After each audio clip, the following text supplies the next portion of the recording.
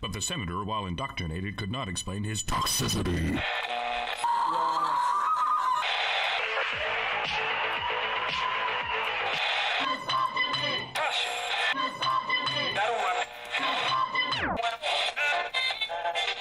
You should not listen to men's rights advocates if you want to know what they have to say.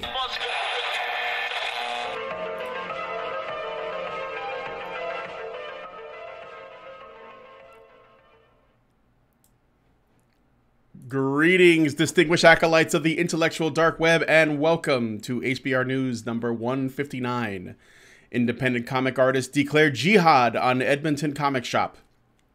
I'm your host, Brian Martinez, and I am here with my esteemed alt-right entitled rape apologizing, room cleaning, incel, red pill, Reddit posting, fedora tipping, fascist, Pepe loving, Trump supporting, Nazi apologizing, This Is America memeing, women enslaving, poo-poo heads, to look at the best feels, funnies, and what the fucks to discuss Clam Slam Badger style.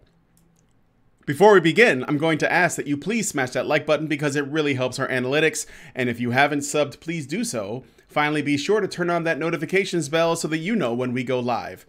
Now let's just dip our ankles in it. Today's Polecat panel consists of Hannah Puns That Eat the Soul Wallen, Dr. I wore an Ashanka before it was cool Randomer Cam, and me, the Supreme Doge in charge. And allow me to welcome our special guest for today's show, Culture Crusader Micah Curtis.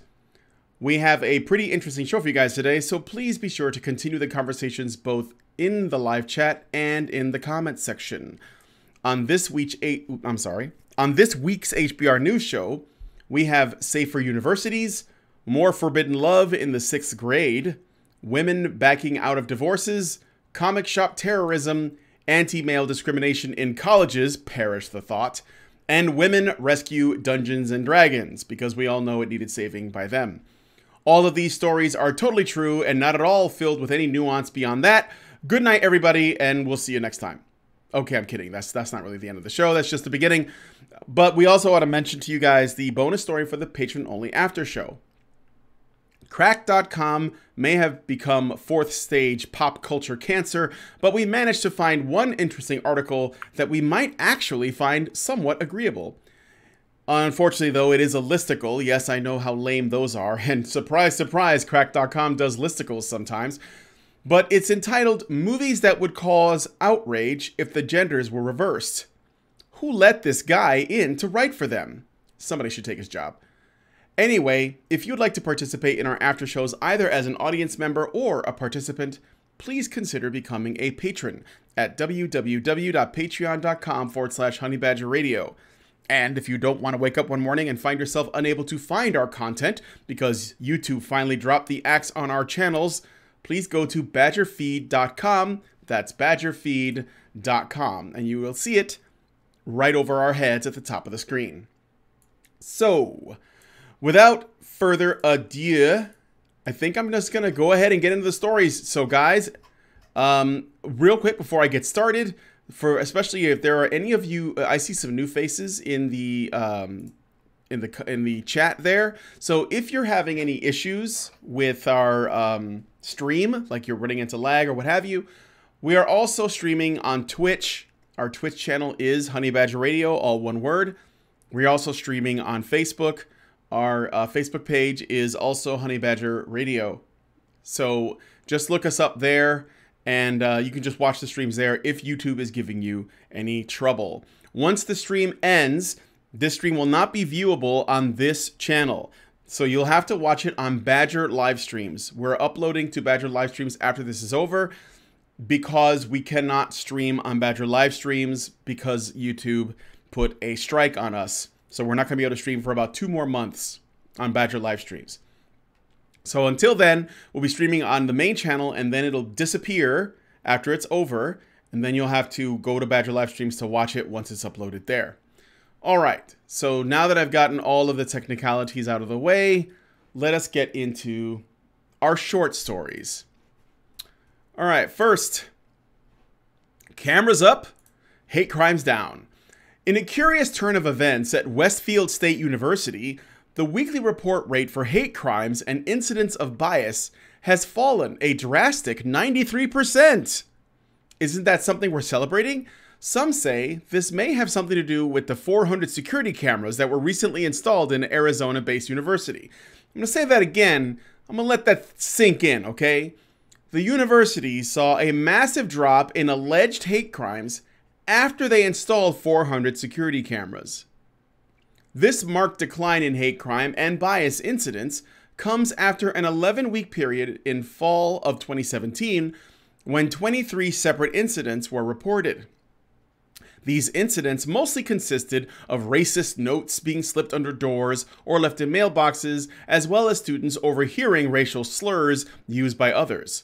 These incidents sparked a feeling of a racial unrest on campus and led to student protests against racism. Since the installation of the cameras, only 3 instances of hate crimes or bias incidents have been reported. According to Tricia Oliver, spokesperson for the school, quote, "The cameras have certainly augmented our existing security on campus. Good job, guys. Plus, an increase in diversity and inclusivity educational programming has taken place over the last several months, led by the areas of academic affairs and student life. Such programming has resulted in productive discourse and conversations on these important topics." It's a little bit like a lateral thinking puzzle, isn't it? Like, can you solve what's really going on? A bit like how World War One helped when they introduced helmets to World War One troops. They started getting more reports of head wounds. so it looks on the surface like the helmets are causing the head wounds, but when you look at it laterally, it's that there's more alive people with head wounds going to the hospital and fewer dead people. So this, you wonder, well, there's more cameras. Does that mean people are being less racist? Or does it mean now that there's proof that they're not being racist, you can't actually go through with the claim? Is that what it is? No, it's because of the programming of discourse on unity and diversity and inclusivity. That's what did it. That's it. It wasn't that the cameras were showing us that there's likely no actual hate crimes happening. It's not that. And of course, that's why they're going to get. Oh, go ahead. Oh, I was just going to say, being somebody who has studied Orwell for years, there are so many possible references I could make to 1984 that are just running through my head right now. But I just, for the love of God, people, it's not a freaking instruction manual. But I being somebody who in my day job works in private security, I think to myself, it's like, you put that many cameras up, I feel bad for the guards. How do you watch that many at the same time and not fall asleep? I wonder how many of them are actually not hooked up. Actually, though, what I was going to point out is obviously if this is all due to the programming working, they can get rid of the cameras, because why would they need them if the programming is working? Mm-hmm. They're truly learning to love Big Brother. There's a reference. That's a really It's hard not to. It's really hard not to in today's world. And if you're not referencing that, you end up referencing Brave New World. You end up referencing Fahrenheit 451. You end up referencing Animal Farm. All of those dystopian novels. There's things that were predicted in them that are happening today. And I would probably look at this situation as kind of a combination. It's pretty obvious that the cameras had an impact, and part of that impact is, if somebody were to do something like shove a note under their own door and then say somebody else did it, the cameras would prove that. The footage that the cameras obtained would prove that. So now they're not going to do it. Of course, at the same time, if there was anybody that had the inclination to shove a note under somebody else's door and try to offend them, they're going to get caught, so they wouldn't do it either. London has very much led the way in terms of surveillance state. It's comparable to China in that respect. They've something like 300 cameras are on you, sort of on the average person every day, sort of as you do your general duties, and it's been like that since 20 years ago. They've rolled it all in before anyone else, while everyone else was calling that sort of thing fictional. London was actually doing it, and I don't know if it did lower the crime rate. The crime rate seems to have gone up a lot in the past couple of years, and it's certainly not because we've got rid of any surveillance. We just kept getting more and more. So the recent spike in crime that just happens to have coincided with Sadiq Khan's reign it might be to do with something else. But it couldn't possibly have anything to do with maybe lack of response to the crime. You know, that never encourages crime. Almonds activated. That's all I gotta say. Although I will say, in terms of this, I would just say either on this campus or around where Randomer Cam lives, if you see young women with red sashes around their waists, run for the fucking hills. I will say though, the one thing that I guess would be a good thing that came out of it is it did save Mark Pearson from prison. But so there is that. That's the only thing that I could say, is that it did save him from being imprisoned unjustly because they had camera footage. That was the only thing that I think saved him from going to jail. So, but well, in the same by the same token, on university campuses, you have that situation where there's a significant number of false allegations of sexual misconduct, and this same surveillance that seems to have curtailed the alleged hate crimes might also curtail the allegations of sexual misconduct. And it's, on one hand, it is very Orwellian. On the other hand, it may be more useful for the accused than for the accusers, given the number of false allegations that are taking place. True that. That's a good point. Yeah, that is a fair point. All right. Well, if there's nothing else, I'm going to move on to the next. These are just the short stories, so we're just going through them real quick. I thought this was really funny that this would have happened with the university. So, going on to the next story. Yes, we've seen this sort of thing before. That's why I'm only doing this briefly. This week in Teachers Fucking Their Students, a female teacher at Las Brisas Academy, or Las Brisas Academy in Arizona, has been arrested after sexually molesting an unnamed 6th grade male student. Brittany Zamora, age 27, has been charged with, quote, 2 counts of molestation of a child, 1 count of furnishing harmful material, and 9 counts of sexual conduct with a minor. After engaging in sexual activity with the 13-year-old, both on and off campus. The student's parents became aware of the situation when they discovered text messages between their son and Zamora detailing their sexual encounters. The student's stepmother explained what he told her. Quote, he said that it started in a classroom chat group where she would talk to him and then flirted with him, and it's just progressed from there, end quote. The victim's father wants to make sure that his son's case is not treated any differently from any other case of underage sexual abuse. Quote, a big thing for us is that we want people to understand just because it's a boy, it makes no difference. It's the same. Well, good for you. It's a 13-year-old child who got taken advantage of by a monster. The couple also accused the school of ignoring rumors and allegations of the relationship and possibly covering up aspects of it. It's unclear at this time if the victim's parents plan to pursue action against the school. All right. Does anybody have any thoughts on that story? It's just this, we've seen it a million times, but I wouldn't go so far as monster. I'm trying to take what happens to men and what happens to women, and I'm trying to find where the middle ground is here. Like, like, do you call them monsters? Because I mean, obviously, what the traditional response is when a woman and a 13-year-old together, it's nice. Well, I got It's well done for getting some son. So that's one extreme, but the other extreme is calling them something inhuman. Now it's somewhere in between. They're both humans. They're both flawed. Now one of them fucked up massively, and one of them was fucked up massively. But still, I don't want to subject women to the same treatment that men are getting subject. And it feels like there's been a lot more stories in the news recently about women getting arrested for things. And I wonder if we're playing into someone's hands. Like the narrative here is that women are getting arrested for things like fucking minors and harassing people and stabbing people.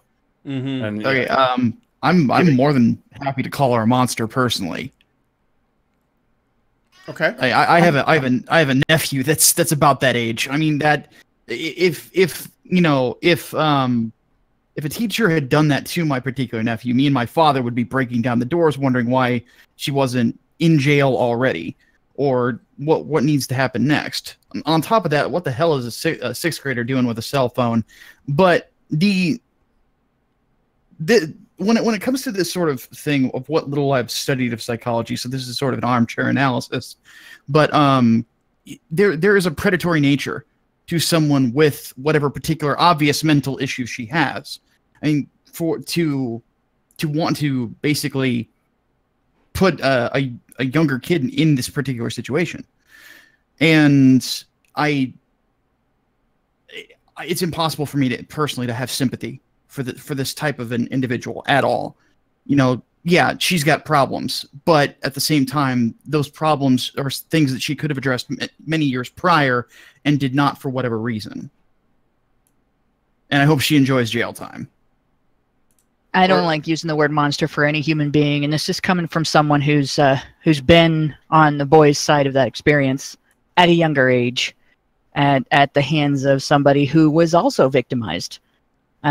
So this is a rough topic for a lot of people, and the fact is, human beings are flawed, and being flawed doesn't make you not human. Human beings are predatory. And being predatory doesn't make you not human. Having those flaws and being predatory, behaving in a way that is monstrous, doesn't make a person not a person.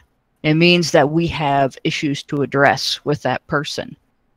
And those particular flaws are an indication that that person should not be in charge of children, and should be monitored, or should be imprisoned, or should be put into a mental health institution, or whatever treatment is needed, whatever repercussions there are for the person's behavior. It doesn't excuse the behavior, and I think sometimes monster gets used as much as an excuse as it does a condemnation. Well, they're a monster, they couldn't help it. Monster is an easy way for us to distance ourselves without doing anything about the problem. And the problem actually stems in a lot of situations from generational violence. When we walk away after calling someone a monster, it takes away our ability to ask the hard questions we need to ask in order to find out, how do we keep this from happening to the next kid? And the next kid, and the one after that. So I don't want to hear monster, and I'm not going to use monster. I want to hear, how do we stop this? And, I don't want to hear thought-terminating cliches as the answer, because it's too easy to do that. It makes you feel better, and it doesn't solve the problem. Yeah, I just want to know what people mean by monster. If they just mean person with predatory behavior that hasn't been fixed, fair enough. Yeah, that's I'll call someone a monster as well if that's what we're talking about. Well, yeah, that seems to be the case. I mean, they're with most people the way you use it, and here's what I'll say. Where I agree is that sort of terminology should not be used to just sweep something under the rug. There is an obvious issue here mentally. I mean, culturally speaking, we sweep mental health issues under the rug all the time, and we should not. With that said, I'm kind of delving into Jordan Peterson's area here, so listen to him more than me. I'm just making a reference, but there is, from my personal experiences, from other people that I've known and things along those lines, I've personally seen that there is a monstrous side to people in general, And the question that we have to answer to ourselves is quite simple: is can a monster be redeemed? Can you fix that side of you? Or tame it or what have you? It's a classic question. I would like to think that it is possible, but in situations like this is part. I don't think that there really is a problem with calling someone a monster. I think that the problem is, and this is where I guess the common ground is here between all of us, is that you cannot simply just say monster, categorize, lock it away, and then say that that's it. There's the fact that we see so many of these particular crimes means that there's a cultural issue that has to be addressed. No. And there's also factors that come into this. For instance, if you look into the histories of sexual predators, there's a disproportionate level of past victimization when they were kids. Particularly sexual victimization, usually by the same sex they end up preying on. And that was true in the case of my perp. He was severely abused, and in a number of ways, including sexual, by his mother. He was a foster kid. And that is a common thing. At the same time, there's a significant number of youth who are sexually and otherwise abused who grow up to not be abusers. So there's obviously other contributing factors, and there's contributing factors to recovery that we should be able to identify. What kind of support does a child need after going through an experience like this? And this is one of these things where it's very easy for us to turn around and yell monster at the perpetrator and lock her up, throw her away. That's, and everything, and then walk away from the situation without providing the victim the support that is needed, or even finding out what kind of support the victim needs in order to not become the next monster, or in order to not have other dysfunction. Suicide happens in terms of victims of child sexual exploitation like 8 times as much as the regular population. So becoming a predator is not the only outcome. Drug abuse is another one. Difficulty in school, difficulty maintaining a job, all kinds of terrible things that you look at these as areas of dysfunction and areas of, we don't want this to happen to our child when our child becomes an adult. These are all things that are likely to happen following this type of abuse. And when we focus so much on catering to our own outrage over the situation, we want to punish. And of course we want to punish because somebody hurt a kid. There isn't anybody in the world we should be more protective of than kids. And feminists be damned, women don't deserve more protection than kids. But at the same time, if all of our protection consists of punishing the perpetrator, we have failed the kids. And that's why I get really annoyed when the entirety of everyone's response to situations like this and stories like this is outrage at the perpetrator. The perpetrator doesn't deserve that much of your attention. And yeah, there are people who do really stupid and harmful things that can be redeemed, or at least their potential to harm the next kid can be mitigated. And we should do whatever we can to achieve that. But the bottom line is, it's the kids, the actual victims in this situation that deserve our focus. And we fail at that. We fail at that on a society-wide level. And even we fail it to the point where, like, you look back at the reaction that people had to Milo Yiannopoulos when he talked about his experiences. And he talked about his experiences in a way that a lot of people were very uncomfortable with, and they were more interested in feeding their own outrage at his perpetrator than they were in analyzing, why is he talking like that? What has happened to him, and what could have been changed that would have made him take a different approach. And is he still going through a situation of emotional change over this? Will he have a different attitude about it 10 years from now? Because a lot of victims do.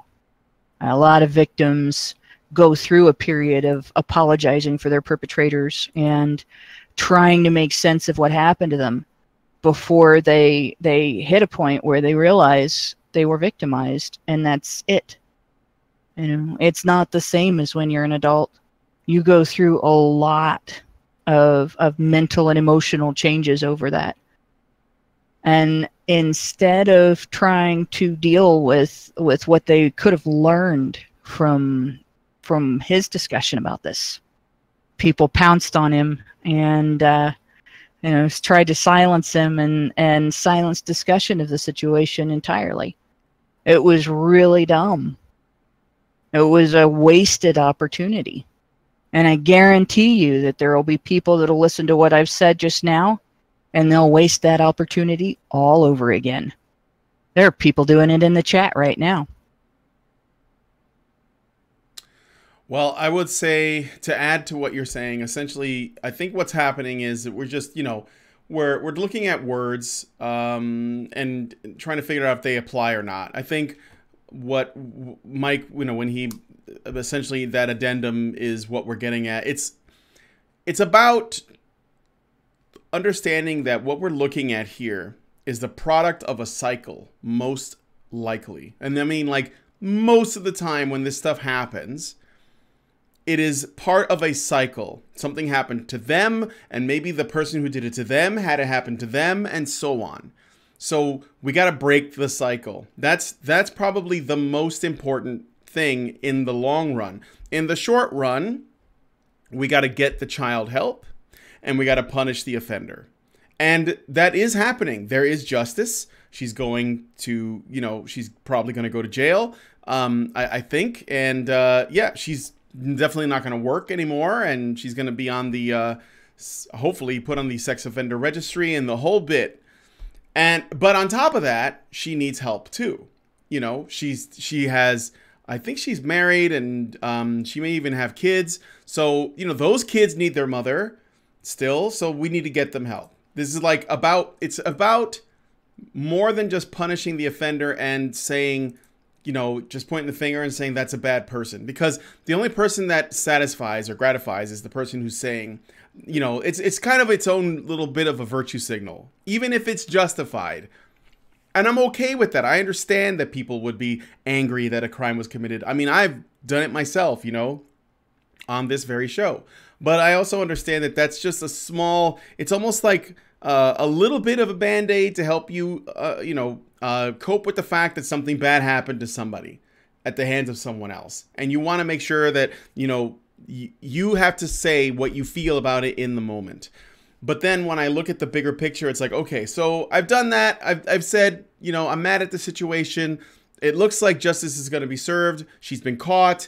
Everything looks like it's going the way it should in terms of, like, there's no injustice happening, which is what I would really get upset about. It seems like people are actually starting to treat this boy as a victim as they should, and her as a perpetrator as they should. And they even say it, the parents even say, so it doesn't matter that it's a boy. It's still a victim. This shouldn't happen to boys or girls, right? So there is a recognition of the boy as a victim in this circumstance and the woman as a perpetrator. And I think that is something that what we should take away from this. Because we've seen a million stories of teachers banging their students. And they're almost always women. I mean, actually, the original article that I got, this is not the source I'm using now, but the original source that I had, and I don't want to drag this on too long because this is one of the short ones, they actually described what she did as orally pleasuring. She was caught blowing the guy. Orally pleasuring her 6-year-old student. And I thought, what is with this choice of words? Could you imagine if it was a male teacher orally pleasuring one of his female students? Would they describe it that way? So, I mean, there's still a little bit of the way that we perceive this stuff, or the way that it's reported on, and I think the way that a lot of people see it is pretty twisted. But at the end of the day, she's going to jail. She's been arrested. She's been caught. Nobody's giving her the pass. We'll see what the sentence looks like, and in comparison to what a male might suffer, it might still be reduced. I don't know. The parents don't want to give her a pass. They might even take it up with the school for letting this happen, because I guess the school is being accused of covering it up. Then we'll see. But at the end of the day, if I look at it from okay, was justice done? Yes, good. What can we do now? How do we move forward? All right, we're going to keep her away from kids. That's a good idea. We're going to put her in jail, and maybe she should get some help, because she's got to go on. She's got to go on and get a job and do other things to create a livelihood. So that's how my takeaway is. There's light at the end of the tunnel, in that we're starting to recognize this as a real crime that should have real consequences. But at the same time, to Mike's point, when this sort of stuff happens, to simply dehumanize people doesn't actually solve the core issue. Because a lot of times what these people are experiencing, or what they're doing, is a byproduct of their own twisted experience. So what we want to do is prevent future pedophiles and future sexual offenders, right? This boy who's been abused by her, he's fucked. Sexually, he's going to be confused, and he's going to struggle in his own romantic future. So he's going to need help to prevent him from becoming like she was. So that's what I think, the way I see it anyway. That's where we would hope that when they're going forward, that's where they go. But I guess what I don't understand, what doesn't make sense, is, I mean, they generally use that sort of euphemistic language, like they had a sex romp, or they were orally pleasuring, rather than calling it rape and pedophilia as you normally would. And if the agenda, if the narrative is to hide or downplay women's agency, then why would you even cover this story? So why would you not just sort of not consider it a story and just kick it to the back and say it didn't happen? Unless there's some kind of force out there, like making it worth your while to cover the story, and which is contrary to the agenda of downplaying everything with euphemisms. And like I've often said, it's counterproductive to sensationalize acts of sickness like this. We say the same thing when it comes to school shootings or anything else like that. So I don't quite know why there's this trend of so many news stories like this. One of the patterns that I've noticed, and this is just from watching feminism do it, but they're not alone in their lobbying and advocacy. But there will be a cycle of sensationalizing a particular area of sexual misconduct in the news. And with feminists, you see it with college sexual misconduct. That's happened a couple of times, and they'll even delve into high school with high school kids. But they'll sensationalize that, and they'll sensationalize statistics that they have falsified by including areas of sexual conduct that are not predatory in with areas that are, and then they'll lobby for some infringement on due process rights. They'll lobby for the exclusion of some type of potentially exculpatory evidence, or they will lobby for the reduction of some amount of time an accused perpetrator has to get his evidence ready. Or they'll lobby for, you can name the accused, but you can't name the accuser in the news media, for laws to limit that, things like that. They'll lobby for changes to the accuser's right to confront the accused in an open court, which is part of due process rights as well. And they've done all of those things. They've actually lobbied for all of those things, following cycles of sensationalization of or sensationalizing news stories and other stories of sexual misconduct on university campuses. I'm not really surprised to see this as the next cycle, and it's interesting to see the attacks on due process rights, and also the there's some attacks on the rights of convicted criminals. And convicted criminals do have rights. One of them is not to be subject to cruel and unusual punishment. And one thing that it has been determined over and over again is cruel and unusual punishment is for the sentence to be disproportionate to the crime, or the sentence to be far longer than is proportionate to the crime in particular. Well, with sex offenders, we have a manner of sentencing that is far disproportionate, is greatly disproportionate. You put them on a list. They spend years and years and years after they have served their time, and even after they've gone through supposed therapy that according to the government fixes the problem, they still are on these lists, and they are still forbidden to live in certain areas, forbidden to work in certain areas, and so on. Now, either this therapy works and the list is superfluous, or the therapy doesn't work and it's a waste of time and we need the list. But we have both. We have this therapy is supposed to work and we need the list. And it's for all sex offenders. If you pee in the street, you can get put on a list. So it's interesting to see women subjected to this. They're still not being subjected equally to men. She won't get as much time as a man, even with the parents complaining, and she may not go on a list like a man would. A lot of women get out of that, but once people start to become more comfortable with it being done to women, they'll be ready for the next set of infringements. They'll be ready for the next thing to be done to men, and then eventually to women, that they're not comfortable accepting now. What area of due process is going to be attacked next? What potentially exculpatory evidence is going to be the next potentially exculpatory evidence you don't have the right to enter into evidence in your defense in court? Or are they going to move on to areas other than sex offenses?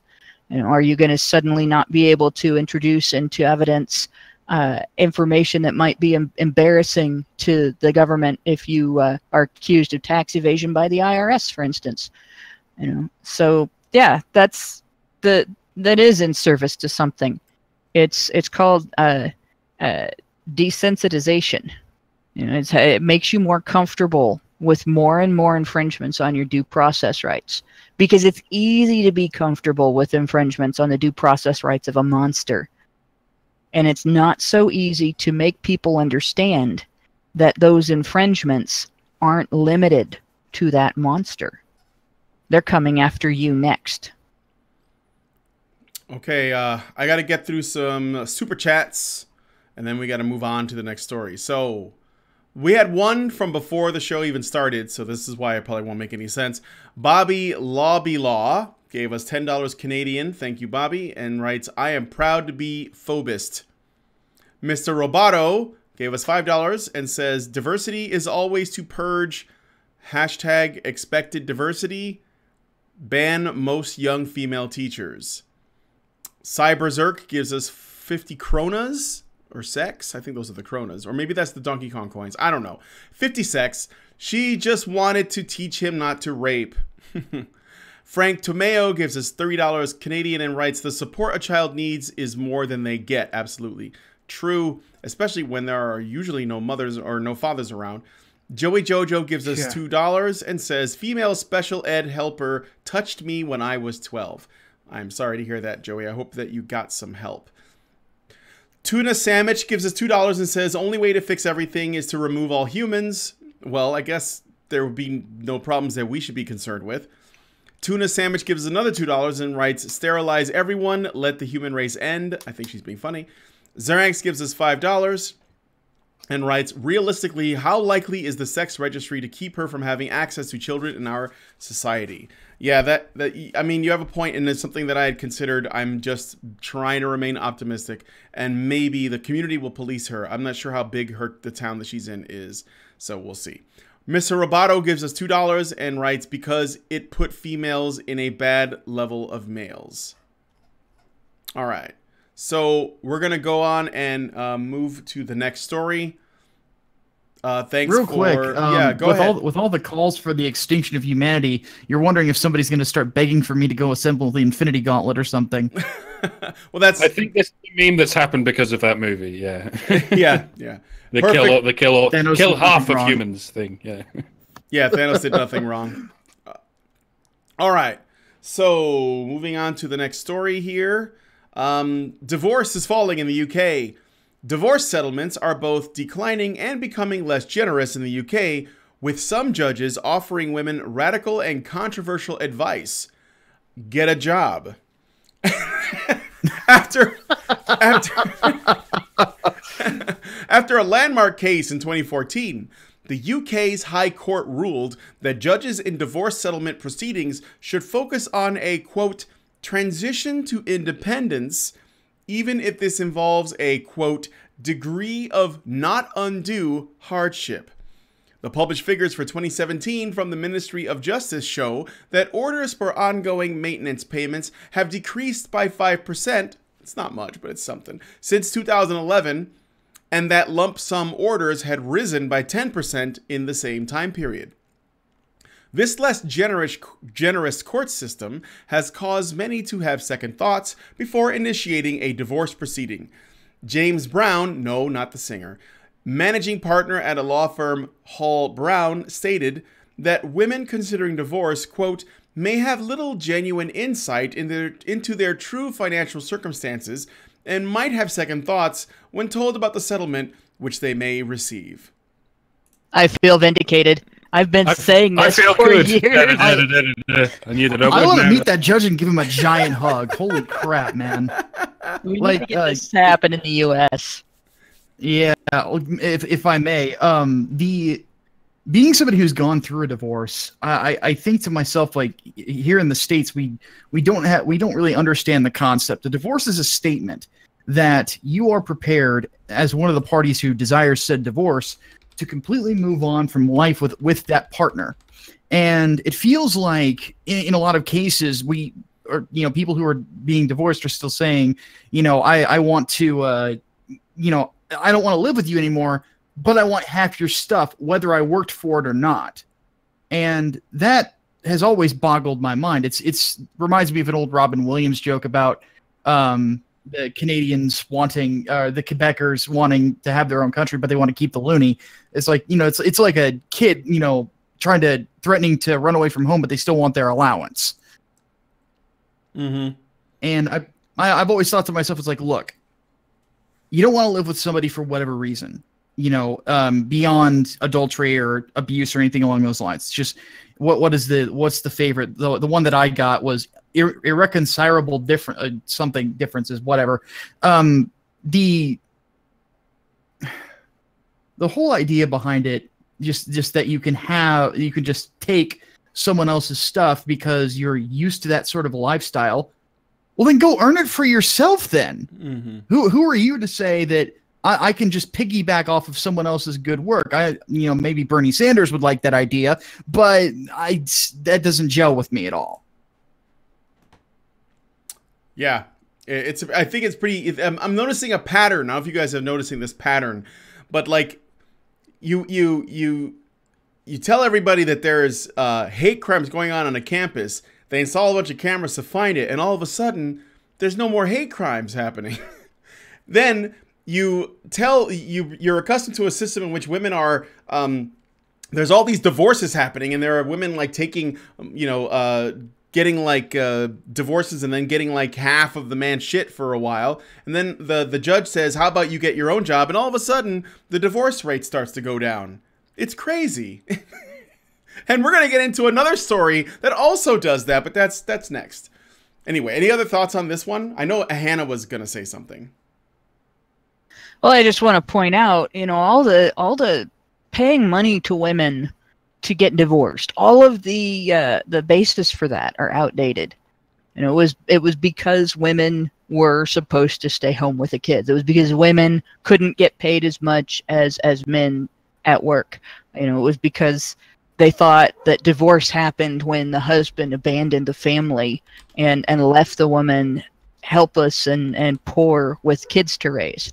None of that's true today. The majority of divorce is initiated by women. It's all outdated. Why do we even need a system to basically make up for their losses when they're the ones who are breaking up the household to begin with? Let them deal with their own shit. Eliminate child support altogether. As far as the government's involvement, at least. I mean, if people want to make their own agreements, that's their business. If they want to sign a contract, then contract law can apply. But aside from that, the government could keep its nose out of child support. The government could keep its nose out of alimony. The government could keep its nose out of all those settlements. Let people make their own decisions, and if they can't, then maybe they're not ready to live on their own. There you go. I just got a brand new bag. All I've got is James Brown songs in my head now. Well, see, I've had George Thorogood going through my head. Get a haircut, get a real job. Okay, so I got some super chats, and I'm going to go through those, and then we'll move on to the first big story. So, let's see where we were. They Call Me Mags gives us $5 and says, finally, some good news. I know, right? Mr. Roboto gives us $2 and writes, is get a job in a divorce case really advice? I guess it is, for depending on who you are. Some people need it. You'd be surprised. French Honey Badger gives us $5. This is from Ancapistan. He writes, eliminate alimonies. Eliminate child support. Hoki Bukisa gives us $4.99. You cheap bastard. Just give us the other penny. No more cash prizes will fix women. That's right. And Polaris 589 gives us $5 and writes, French Honey Badger speaks the truth. And Capistan is always right. Okay, so let us apparently the 99 thing is a mobile thing. It's something that happens if you use super chats on a mobile device. It takes off 0.01. I don't know how that would work. I heard that from somewhere. Yeah, it always takes a penny off. I know. I could tell. I mean, there was a couple of guys that send us super chats through their mobile device, and it gives us like it's like a price tag on a Aldi's item or something. But no, I appreciate the super chats. Really, I'm just fucking with you guys. Thanks so much for your generosity. So, I'm going to go on to the first big story. This is kind of long-winded, so this is like one of our main topics. So Richard C. Meyer, known on social media and YouTube as Diversity in Comics, also known as ya boy Zach, recently raised more than $260,000 through online crowdfunding for his 112-page graphic novel titled Jawbreakers: Lost Souls. The synopsis for the novel is as follows. A team of ex-superheroes attempt to save a monster from a vicious warlord who wants to exploit it. A comic book shop in Edmonton, Alberta, named Variant Edition, announced a tweet last week that it would not be stocking Jawbreakers: Lost Souls. Here's the tweet. I'll read it out for you guys that might be listening and not watching. We will not be stocking the upcoming At Antarctic Press comic Jawbreakers on shelf. It does not appeal to our demographic, and we will not actively support creators who have promoted harm to friends, colleagues, and strangers. Prepaid orders will be accepted for those interested. Quote from a CTV News article. This is the article entitled Edmonton Comic Book Store Links Break-In to Controversial Debate. Last Friday, the store was broken into and money was stolen from the register. Store co-owner Danica LeBlanc, the woman with the pink hair, believes that the break-in was linked to the online debate. I see it as a statement that we can get to you, LeBlanc told CTV Edmonton. For this to be a random attack at the same time we're being harassed online, what else could it be? Added by Stapler, so this is an addendum. LeBlanc accused Meyer of being motivated by, quote, destruction and aggression, end quote. She said she is glad that she took a stand. According to CTV News, Meyer is known for opposing forced diversity in comics and that it is linked to the comic book industry's current failures. Given our history with mainstream media not accurately covering consumer revolts, wink wink, we can assume that we are not being given the whole story, which is why I brought today's guest, Micah Curtis, on today, to give you guys a little bit of background. So, Micah, you've spoken to Richard before, right? And you've been following this more closely than I was able to. Can you give us the timeline of events that led to this moment? Absolutely. Sorry, I was hearing myself for a second. Are you still hearing yourself? Yeah. You are? You know what? It might Yes. be. I'll mute myself. Maybe it'll go away if I do that. Can you hear yourself Trying now? again? Okay, that might have taken care of it. So the to begin with this, I've chatted with Richard online stuff for a while, and John Mallon, who recently had worked on the comic book Cable for Marvel. Before that, he had done Thunderbolts. And Brett, who we know from working on the Thump book with another amigo of mine, Timothy Lim. They got together to put this book together, and the basic gist of it is that as it starts to get more and more money coming in, largely comic book professionals were pretty quiet about it, which is kind of surprising given that Rich is basically a drama magnet. They can't help but get angry at him for whatever reason. And what ends up happening is Antarctic Press, who publish My Hero Macadamia, is the recent book that I've known of them for, mostly because I actually make a cameo appearance in it getting blown up by someone. But the Antarctic Press is they're going to pick up the book and they're going to publish it. And as that comes out, suddenly people start freaking, and that's where we saw a lot of this, comic book shops saying that they're not going to carry it. Apparently, there was a Facebook group that they were actually considering this, and even were looking to bully other shops who were going to possibly be stocking the book on order. And on top of that, Mark Waid, who, if the name doesn't sound familiar, has written books like Kingdom Come, Fantastic Four. Recently, he's done Champions. He's one of the best Captain America writers that's ever existed. And given how much of a jerk he is, I hate complimenting him. But he was also one of the more definitive Flash writers. Like he's legendary for his writing ability, not so much for his attitude. And he apparently put in a call to Antarctic Press. And after said call, they said, okay, now we are not going to be publishing this particular book. So, and then after that, Richard announced that he's going to be starting his own publishing company called Splato Comics, that's named after an inside joke. And, that book will be published that way instead. So the interesting thing about this, from the outside looking in, as much as I've been following this, is that the way comic book shops work, there was no reason for her particular shop to even announce that on Twitter.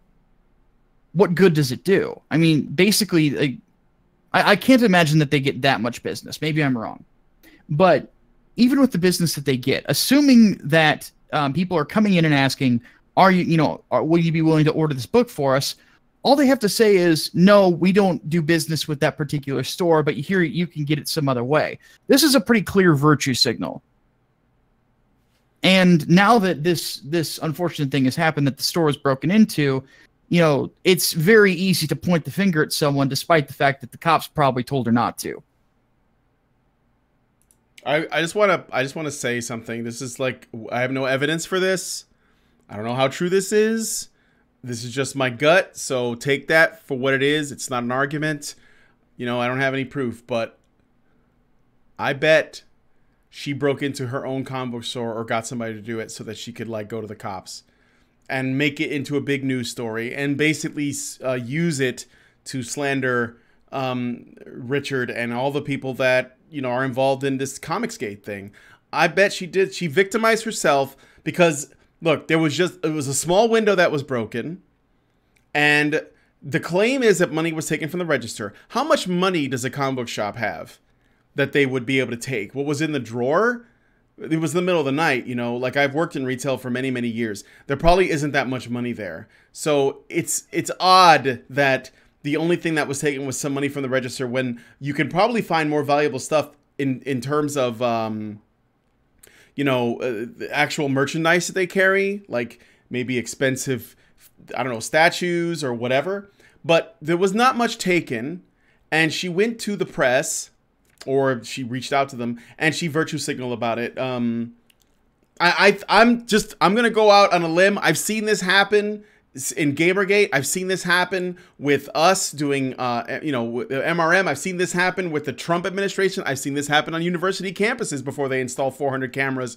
I've seen this happen too many times to not think it smells fishy as shit.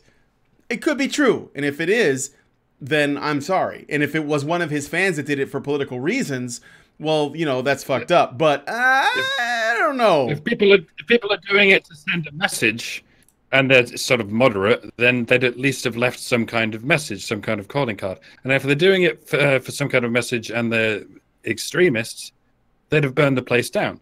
It's remarkably easy to burn down a store full of books. Yes, but that's what they left it sort of basically in a state that you can clean up in 2 hours in the morning. Yeah, that's the thing. It doesn't bear any of the hallmarks of an incident that's intended to intimidate. And I posted in the chat. I worked at a convenience store for 6 years. It was robbed at gunpoint twice and at knife point twice, and there were other thefts and burglaries. Were those guys, that came in and stole from the convenience store I worked at all angry because of what we were not carrying, or did they just want money and stuff?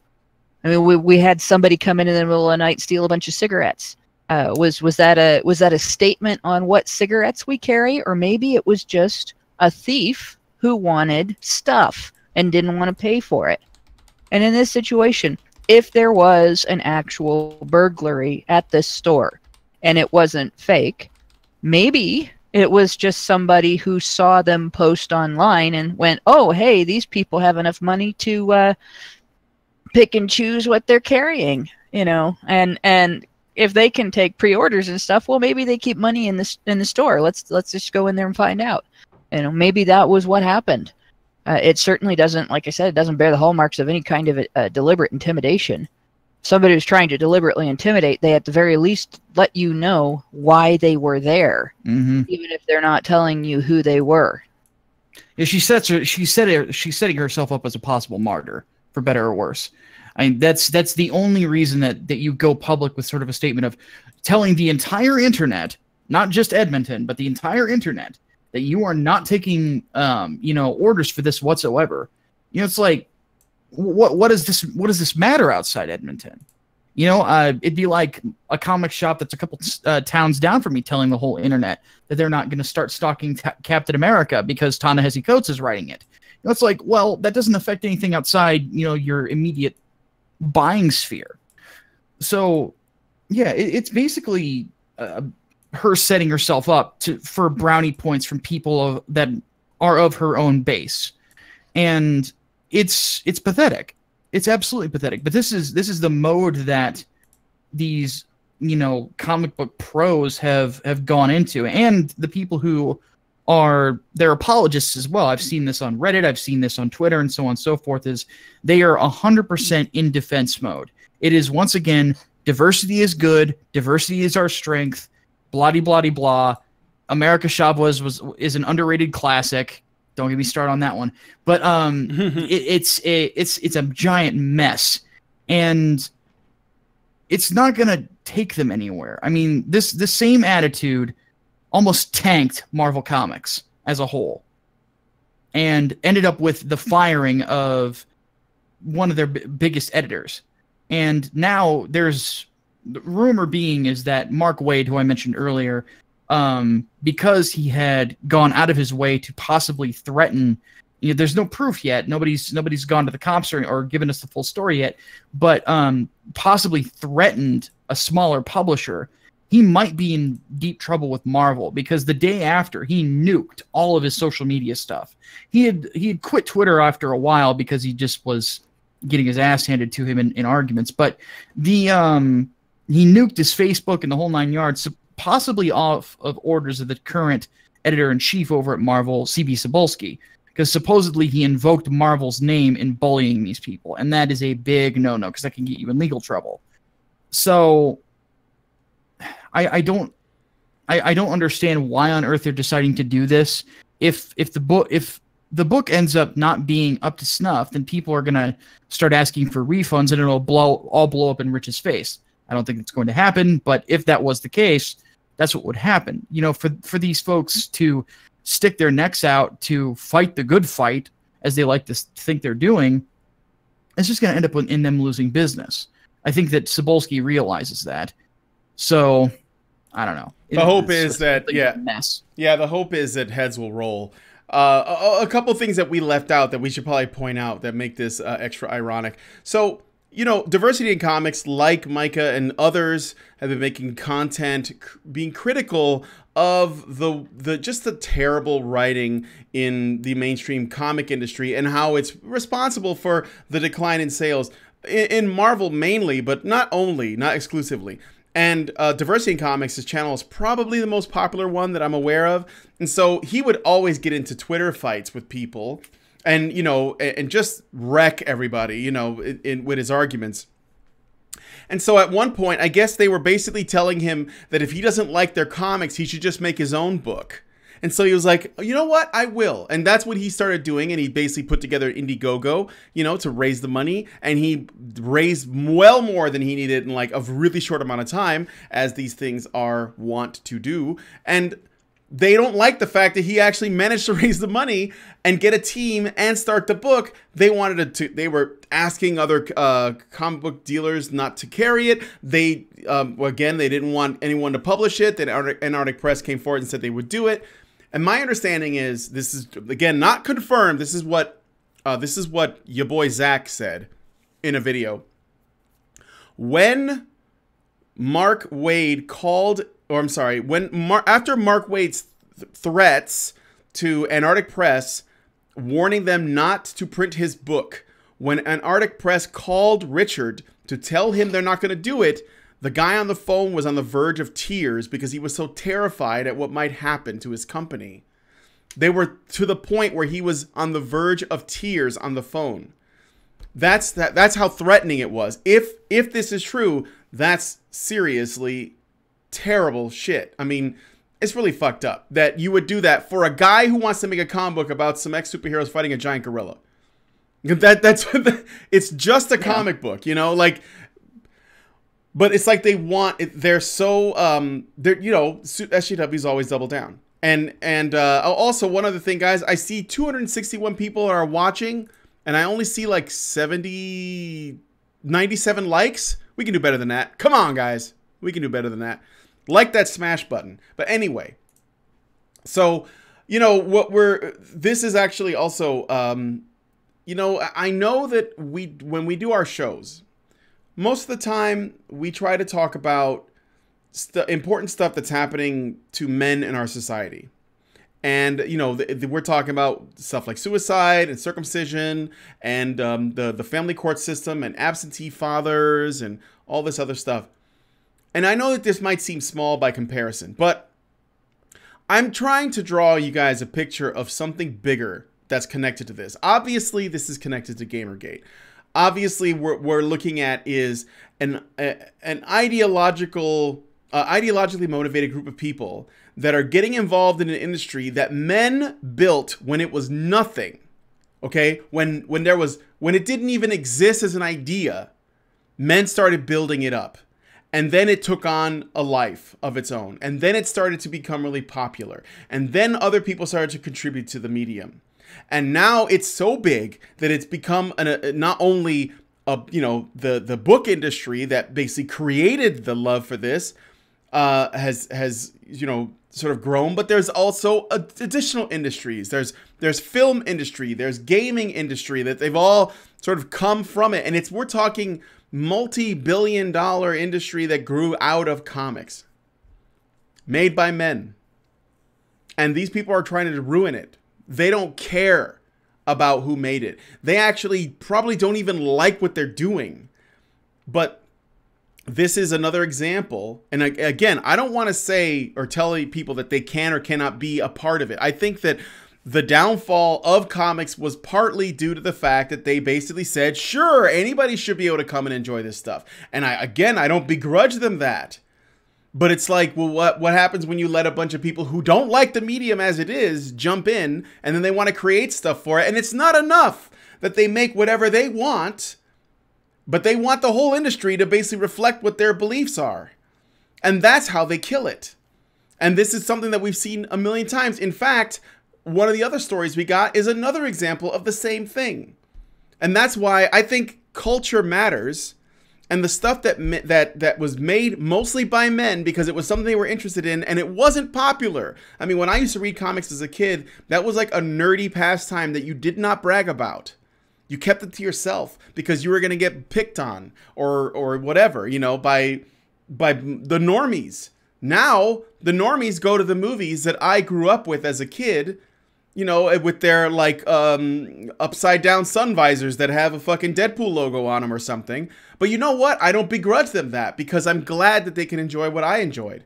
But the problem with that is that we also have to we have to be mindful of how these people with immense egos want to come in and they want to basically just do what they want things to be their way. They want to police it. They want to top down run it. And they're willing to throw anybody that's in their way under the bus to accomplish that goal, including smaller publishers like Antarctic Press. I used to read Ninja High School. That was one of my favorite books by them. I love that stuff by Ben Dunn. That was his name. I liked his art. So I think those things should exist. And I think I'm glad that he's doing his own thing, but it's just important to point out that this is what I'm noticing is that whatever men make, this shit creeps into. I'm sure it might be happening somewhere where other people with other interests are, but I see it here specifically. On that subject, we got a super chat from Barnabas Seaworth, $5. Let Marvel go bankrupt. It's harsh, but the message needs to be made. I'm getting an echo, by the way, Brian. Can you? Yeah, I'll mute myself. Sorry about that. Yeah, well, ironic. I don't know how ironic it is that while the comics are going down the tube, getting sucked down the social justice wormhole, the movies are cornering the market in movies, in actual, going to the actual cinema type movies. Because whenever you go to watch a movie live, you generally just think, shall I watch the latest Marvel thing or whatever else is on in the cinema? They've largely because of the internet and being able to download shit, it's sort of turned the cinema industry, if you want to call it that, into this. It's parted the waters somewhat into it's just loads and loads of indie filmmakers over here making no money at all, and just Marvel at the top, pretty much making all the money from people actually going to the movies these days. So even if the comic books just shrivel up and dissolve from all this fucking feminist poison, then the movies are going to go on as this new renaissance of Marvel, and then the feminists are going to go after that as well. I mean, they're already trying, but they just haven't. Oh, yeah. They haven't managed to put a dent in it, anything like as much as they have with comics. There's way more money in it. Or is there way more money in it? I think there's more money in movies than in comics, right? Oh yeah, absolutely. There's definitely more money in movies. Yeah. But the thing about the films is, there's rumors that they are going to try to get in some of these characters that many have categorized as SJW Marvel. One of which is that they are going to bring in the Muslim Miss Marvel, Kamala Khan, which I have a feeling will flop if they try to turn that into a film. The real kicker that I see with this is kind of twofold. First, I think that some of these people are feeling a bit of pressure. The idea that an indie market could possibly be successful and compete with them. They don't want competition because, and this goes into the second point, is they feel like they have a message. The part of the reason that I think that the films are doing so much better than the comic books are is because the comics are preaching to people. Now, I'm a Christian, but like if I want to hear a sermon, that's for Sunday morning. I don't need it in my comic books, and especially on things that I completely disagree with. And I've reviewed several of these books and made plenty of jokes about them, but that's what they are. They are largely sermons of progressivism. They really don't have any real substance to them. The characters in them aren't characters at all. They are, for better or worse, tokens instead. You have the token girl, you have the token Latina, you have the token homosexual, and so on and so forth. And they don't evolve beyond that because these people aren't focused on telling good stories. And that's ultimately why their sales have dropped and why you see so many of these people like Mags Visaggio, like what's her name? Gabby Rivera and others get basically fired because their sales are terrible. Sadly, that same criticism won't be given to Ta-Nehisi Coates, even though he is failing right now. He's had 2 books canceled. Nobody's interested in his Captain America because the writing is comparable to the parody of Call of Duty called Duty Calls. War has changed, or has it? But the whole thing is a joke. He's basically getting awarded because if they fired him, they'd cry racism. But regardless, that's the main reason as to why the comics are failing is nobody wants this sermon. They want to see Captain America punch the Red Skull in the face and have this kick-ass story behind it. They want to see things go back to the way they were because there was nothing wrong with the way they were before that.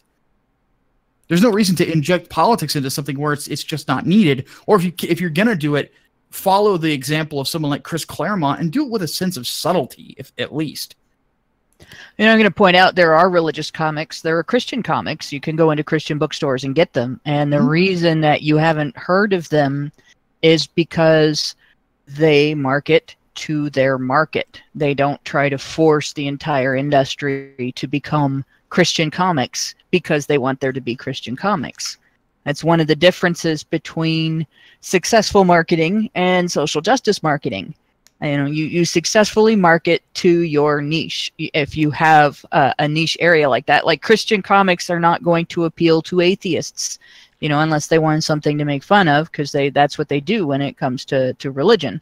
Mm-hmm. They're not going to appeal to pagans necessarily. They're not going to, in fact, they might piss pagans off, especially if they get things wrong about paganism. And so they're going to market in Christian bookstores, and it's perfectly okay that they do that. What's not okay is when a group comes along and says, well, if we want to do this, we want to have it, we want it to exist, and you have to give us your platform to make it happen. We're not going to create our own. I just want to throw in one other thing about that super chat about Marvel going bankrupt. There is a problem with that. Aside from the fact that nobody would like to see the legacy that was built by Stan Lee and Jack Kirby just crash and burn because some motherfuckers went in and ruined it. Sure, that's sad, right? And of course, the film franchises will likely continue. But the other problem with this is, and this is something that's come up a lot, comic book stores, they actually depend quite heavily on their sales from the big two, Marvel and DC. If one of those goes, the other one will go. And because, well, first of all, there's a couple of reasons. One, Marvel is DC's main competition and vice versa, right? So if one of them is doing badly, then the other one is going to prosper, but it also may likely decline in its own quality because it wouldn't have to work as hard to compete with the other. If one of them were to completely go bankrupt and disappear, then comic book stores, their sales would, where they get their bread and butter to keep their doors open, would plummet, and they probably wouldn't be able to keep their doors open, and you would see people losing jobs all over the country. So and I don't want to say, Marvel has to stay alive because jobs for the people that are there, but you'd like to see them improve as well as their competition, as well as all the indies, because it's good for everybody. It's good for the people who buy them. It's good for the people who make them. It's good for the people who sell them. It's good for the people who go to the cons. It's good for the cosplayers. It's good for everyone. It's even good for the films. So I would like to see Marvel needs to improve. It's going to be better for everyone. Yeah, on the one hand, if it just crash and burn, I could see why there'd be a benefit. They'd say, well, feminists aren't good for anything, are they? But the loss, the injury that would have to take place is far more significant than just the Marvel Comics company going down. It would actually take down a lot of other stuff with it. So unfortunately, the industry kind of like it works in the symbiotic way in that sense, where the large companies, they bring in a regular amount of revenue that allows the comic book shops to stay open so they can sell that, but they can also introduce people to new stuff by indie companies, which allows for small titles, less popular, not part of the big, two, to rise up. That's how you got, Hellboy and Tank Girl and Ninja Turtles. I mean, they all were comic books first, and really small ones. So, you kind of like Dead as well. Yeah, The Walking Dead, exactly. Yeah. So, I mean, it's just, this is point taken. I don't completely disagree, but I think it comes at a heavier cost than just Marvel going out of business and then the market working the way as it should, because it'll do more collateral damage. That's what I'm getting at. So, if I can add something real quick, final point from me is on that subject is that I don't think that Disney's ever going to allow that to happen. Rumor is, and don't take this with a grain of salt because this is just what I've heard, is that when C.B. Cebulski was brought in, it was because of Disney noticing that, Brevoort and Axel Alonso were basically fucking around, for better or worse, and it wasn't selling comics. Disney is run by people on the political left, but they like money a lot. So the idea that these comics aren't making money makes them go into complete Jim Shooter mode. We need books that are going to move copies. And it wouldn't surprise me if we see in the future that if Marvel keeps screwing this up, then they're just going to keep switching things up and firing people and bringing in new people to try and balance things out or try to get their sales back up again. Because they're getting their asses handed to them by DC in a lot of cases. So, and they have to be noticing that. And DC, honestly, is much higher in quality on the average than Marvel is. These days, that's why they sell. Yeah, for sure. Okay, so we'll take that at that. Guys, let me know what you think. And I know probably a bunch of you that came here just for this story are going to leave now, even though we have 2 more stories to do. Just, what? Brilliant thing in the chat just now. Ludicrous Leprechaun says, Disney is a human trap run by a mouse. Think about it. Wasn't even a super chat. Wasn't a super chat, but it tickled me, so I thought I'd read it out. That's good stuff.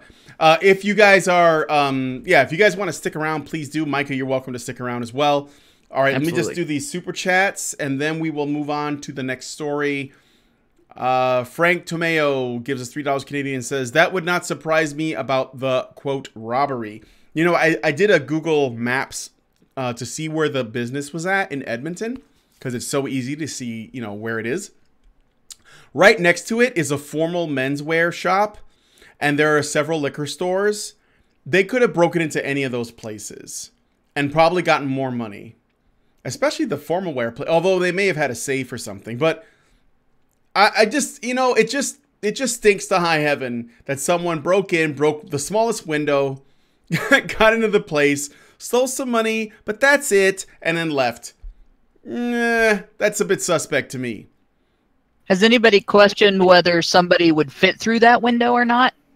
No, the window is next to the door, so it looks like they broke the window and then reached around and unlocked the door. Oh. But then you'd have to know that the door could be unlocked that way. Yeah, because a lot of places you can't unlock their door without a key. And like I've worked places where you have to use a key to unlock the door, whether you're inside or outside. There's no other mechanism. Yep, I know. So it's somebody could have cased the place and did it. I'm gonna be as generous as I can, but I'm really, really, really skeptical, TM. All right, They Call Me Mags gives us $5 and says, don't retailers lock up the money in a safe during the night? Yes, a lot of times they do. They lock it up in a safe or a drawer that's not in the register. So yeah, I mean, no, most of the time when people steal from businesses, most of the time they are employees of the business that kind of like know how everything works, and they do it while they're on the clock most of the time. All right, Xeranx gives us $10 and says someone breaks into a comic shop and supposedly takes money from the register, but none of the comics or collectibles. That thief should not be caught. They should be pitied for their stupidity. Yes, yes. Hoki Bukisa gives us $4.99 and says, obviously Russian Gamergate is responsible. Obviously. From the intellectual dark web. Because that's where the Russian Gamergaters are at. Barnabas Seaworth gives us $5 and says, let Marvel go bankrupt. It's harsh, but the message needs to be made. Tyler Preston gives us $2.34. What is that? Does that number mean something? Because I feel like it means something. Jack Kirby is rolling in his grave. Thank you, Tyler. Are you the same Tyler Preston with the YouTube channel? Because I'm starting to wonder if you're the same guy. Xeranx gives us $5 and says, at this point, I'm willing to take a story involving a character that just happens to have certain traits. They'd be trying at that point. Yeah, that would be nice. And Alec Undusco gives us $50. Man, Alec, thank you so much, dude. That's so generous. He says, hey, Badgers. I wonder about American comics versus manga imports, especially with the lousy, preachy writing out of Marvel. I haven't been to a comic shop in Detroit growing up or here in Portland as an adult. Mike, incompetence is easily motivated. That's like directly to you. Oh, you'd be surprised. Sometimes I'm not even motivated enough for incompetence. See, I couldn't even get through that sentence properly. That was tough. That was like Jack Sparrow levels of motivation. Yes, manga comics are probably a safer bet that they're going to be all right. Although not completely safe because of the way sometimes they get translated. You have to wonder what got injected in there. So take that for what it is. Some people just want to read American comics, though. I still like to see the West, do well. So, okay. Going to move on to the next story. One thing real quick. Oh, yeah. Go ahead, dude. John Mallon, the artist from Jawbreakers, is actually watching the stream right now. So, John, thank you for enduring all of this absolute madness, and I'm glad to see that you're going to be able to work in the industry. You do have great art, so just wanted to throw that out there. Hey, what's up, John? Hey, man, like your stuff too. Yep, we are very interested parties because we are all artists ourselves, and we've also been on the receiving end of Alberta's treatment of people who make comics that don't quite line up with their politics, if that means anything. That's all I'm going to say on it because there's an ongoing thing that's legal, and I don't want to sabotage it. So we won. All right. Moving on to the next. That was a joke. We didn't. It was a joke. No. Yeah. We're fine. It's fine. Everything's fine here. How are you? All right. Male discrimination under investigation at Yale University. The U.S. Department of Edmonton. I got it on the brain. The U.S. Department of Education has launched a Title IX investigation into Yale University amid allegations that the institution offers educational programs and scholarship opportunities that exclude men. Yes, they're actually starting to give a shit. 7 Yale initiatives are being investigated and include, quote, Yale Women Faculty Forum, the Working Women's Network, the Yale University Women's Organization, and the Yale Women's Campaign School. How do you have that many women's groups and they're all different somehow? These initiatives provide scholarships, professional development, academic opportunities, and summer programs exclusively to female students and professors. The investigation was launched after PhD student and lecturer of the University of Southern California, Kursat Christoph Petgaz, filed a complaint that Yale provides unfair advantages to women. His complaint outlined the following. Men are a minority at Yale University, 48%, and nationwide enrollment rates for men are even lower at 42.8%. Men are even less likely to graduate from college after initial enrollment. And finally, affirmative action for women in colleges is irrational. Indeed, it would only stand to reason to implement affirmative action for male students. However, he does note that he would prefer initiatives be gender neutral going forward. Campus Reform adds, for every 10 women who graduate with a bachelor's, only 8 men will do so, according to the National Center for Education Statistics. That federal research agency also finds that women have outpaced men in BA attainment in the U.S. since at least 1990. If they find that the Yale University programs do indeed violate Title IX, the school will be encouraged to make the programs gender inclusive. If the school does not comply, court action should ensue, according to the website Know Your 9. Okay, I will mute myself now so you guys if they've got a Yale University's women's organization, a UWO, which I love, and a Yale women's campaign school, the least they can have is a Yale men's Christian association. They should bring it back. Someone needs to bring back the YMCA and make it even gayer this time. Yeah, that was the insightful comment that I had. Go on, someone else. The original YMCA was the Young Men's Christian Association. Yeah, I know. I'm changing it for the 21st for Yale. century. For Yale, there we go. But it's pretty obvious that they've got a case here. The question is whether or not this will actually pan out. I think this is the first time I've seen this done, and that the reason that I thought this was so remarkable is because for the last probably 15 years or so, maybe even longer, women's organizations have been using Title IX's requirements that they lobbied into place themselves, their quota requirements, to get rid of things like men's wrestling teams, Olympic-style wrestling, that leads to the United States having athletes involved in the Olympics, men's gymnastics, and also football teams at a lot of smaller universities, because there's not really usually a female equivalent, because there's not really usually enough interest among females in an equivalent to get the sport underway and to get it going. So a lot of universities, because of the quota requirement, and the quota requirement actually isn't necessarily laid out as you must meet these quotas. What was lobbied into place and what the education department actually did was to make meeting quotas the only true way a college can prove they're not discriminating. So there has to be parity in participation, even if there's not parity in interest.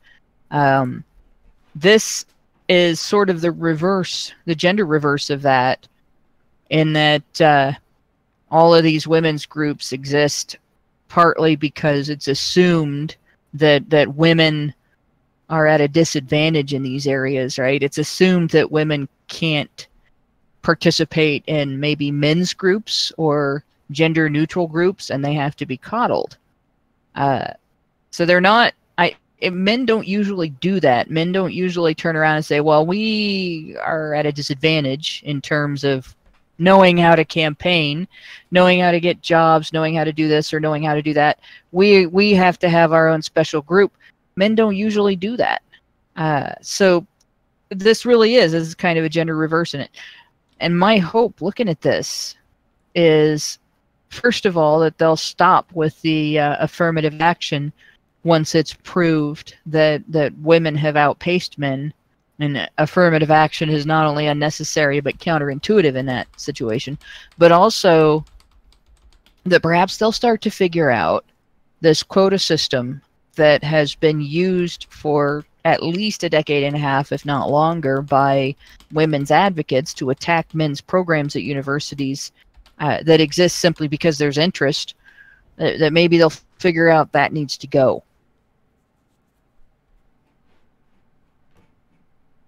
Yep. It's definitely an interesting turn of events.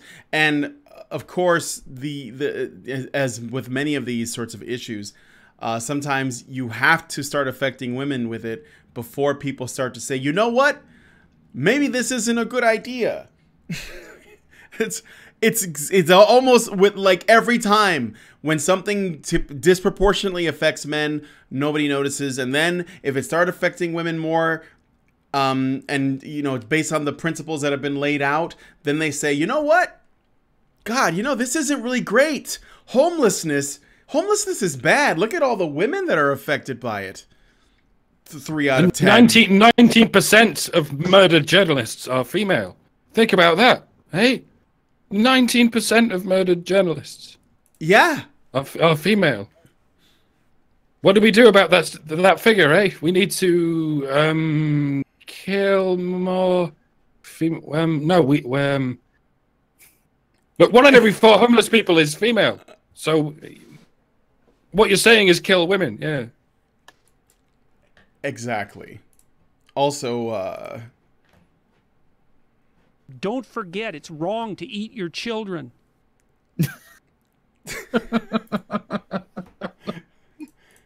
okay, so, but yeah, sometimes you just gotta, like, affect women with something before people start. Like, the draft is the same way. You know, we had the draft for a long, long time, and then they were like, oh, let's open up the draft and make women eligible, they were talking about. And all of a sudden, feminists were like, you know what?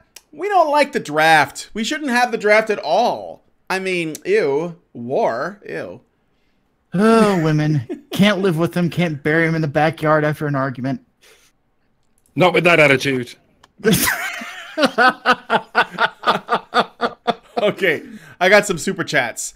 A lot of them here. But okay. Christopher Burkle gives us $2 Australian and says, hi at John Mallon. Looking forward to Jawbreakers. Mr. Roboto for $2 gives us $2 and says, killing comics, lack of new writers / death / rehash. Alec Andusco again with another $50. Thank you, Alec. That's a total of $100 worth of super chats. We might have to make this sausage longer, Allison. I'm sorry. Was trying to put poignant words in Mike's mouth. I've had imposter syndrome bad at the job that pays for these chats. You guys keep me sane during the slow part of my 12-hour shifts. Mike, say, clobber that deceased equine. I love you, dude. I'm gonna let Mike say that. Clobber that deceased equine. Is it equine or equine? I think it's equine is how I'm gonna say it. I'm not sure. Beat that dead horse. You want me to say beat that dead horse in it? Oh, you want it in the Codger voice. Clobber that deceased equine. There you go. There you go. And Mr. Roboto gives us $2 and says it is time Title 10 to equalize things. And then finally, Frank Tomeo gives us $3 Canadian and says murder more female journalists, equality. We just need to make it even. We just want equity across the board, dude. It's just about equality, guys. All right. Last story. This one should be fun. We're going to go ahead and I got to change the scene. So many things. All right. D&D. Better now. There are more women streamers and less fur bikinis. All right. I think you mean fewer fur bikinis. Less fur bikinis would mean fur bikinis with less fur on them. Is that what you mean? I think it's almost never funny to do a less or fewer correction of grammar, but on this occasion it sort of was. Could they maybe be less bikinis on them? Yeah. Well, I mean, why would you want to wear like 2 or 3 bikinis? You just make your boobs sweat. It's like it's less bikini, and then the less bikini you get, the more French it is, right? That's right. That's right.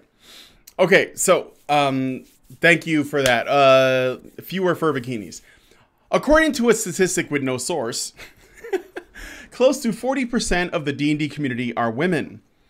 While the goal is still for that number to fully reflect the wider population, it's a huge leap from 2012 when women made up 20 to 25% of players. I can't find anything when I do a search and our author gives us nothing as far as the origins of these statistics, but let's pretend this is not a false premise and explain how women are driving the Dungeons & Dragons renaissance. A big reason for that jump in female players goes back to the popularity of streaming and the visibility of other women playing. Women have a huge presence in the D&D being streamed online, and the team at Wizards of the Coast has no doubt that the representation that provides has had an impact on women feeling more confident walking into their local game store. The author admits that her own lack of early involvement in D&D was internal, in fact. She says, quote, "Fitting the stereotype, it was all of my boyfriends growing up who played, and while I was never outright asked to play, I imagine I would have been welcome. But I was too nervous to ever ask. I was afraid of not being good at it, an inevitability when you've never done something before, but I was too scared to be the, quote, girl who is bad at D&D, end quote. Whatever, I don't know where that stereotype or trope came from, but apparently it's a trope. So I never asked, and I missed out." She theorizes that being able to watch other people game online, presumably women from the earlier statement, is huge for anyone interested in playing, maybe especially those hyper-anxious, self-conscious, or perfectionist girls that are too scared to ask to join. Oh God. Oh, you want to chime in now? I can't let that one go. Yeah, I honest to God, I cannot let that one go. When I was growing up, I was one of the most self-conscious, chicken shit girls. In as far as like, I was the invisible girl on purpose. I was the one that didn't get invited to places because I didn't want to go, but I still played D&D. In fact, I loved it. Because it was a character. I could play a character, right? It was a story, and I could experience a story. And I played with my brother and our friends in our neighborhood. And it never in a million years occurred to me to worry that I was going to suck at it and I shouldn't do it. Because it was just a fun thing that we did together when we weren't staying up all night watching zombie movies, or playing squirt guns out in the backyard. It was a thing that I don't understand where all these girls are coming from that are afraid to join in on a game like this. And I don't understand where this idea comes from that there was a point in time when there were not girls involved. I don't think there's ever been a point in time when there were not girls involved. Well, one of the original, I think one of the original creators was female. So since the beginning. My favorite joke about it is that I've never been involved with a gaming group that didn't have at least one girl in it.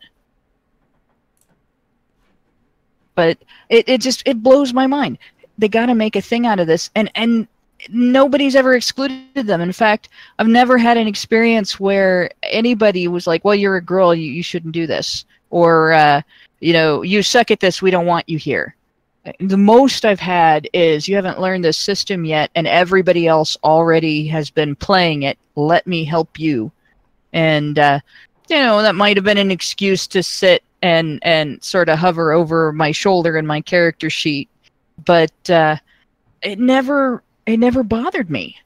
And for the record, I quit going forward with D&D at 3.5 because Wizards of the Coast was already ruining it. And everything that my son has described of me or to me of 5, I just like the 5th edition. It sounds horrible. I don't even want to try it, but I still game. I'm with a gaming group now that games every other Sunday, and I've gamed with I've gamed with fans, and it bugs the shit out of me to hear this stuff. I want to go on a long rant, and Allison's going to bitch about the size of the sausage, but for crying out loud. I mean, this isn't even the first thing that I got tired of because of the way Wizards of the Coast ran it. I used to play Magic the Gathering, too, and I got tired of it because they flooded the market with edition after edition of cards to where I couldn't keep up with it. I was like, all right, I can't buy this many cards. I'm done. But the same thing is going on now with this game. We're going to change it. It was going great. Everybody likes it. Oh, hey, well, let's just change it. Let's make it totally different. And let's use women as an excuse. So I guess this is my fuck Wizards of the Coast rant.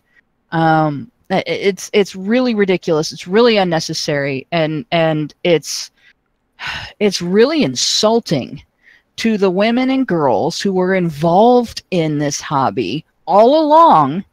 I've been doing it since, 1987, to turn around and act like there's this new renaissance because all of a sudden, after years and years of being a sausage fest, now there are girls here. The rest of us don't count. So I guess so much for sausage. I guess the dish of the day is chopped liver. Huh. Well, I don't know about. I wasn't listening to anything you said. I just think you hate women, Hannah. So we're just gonna move on. I'm just kidding. Sometimes I might.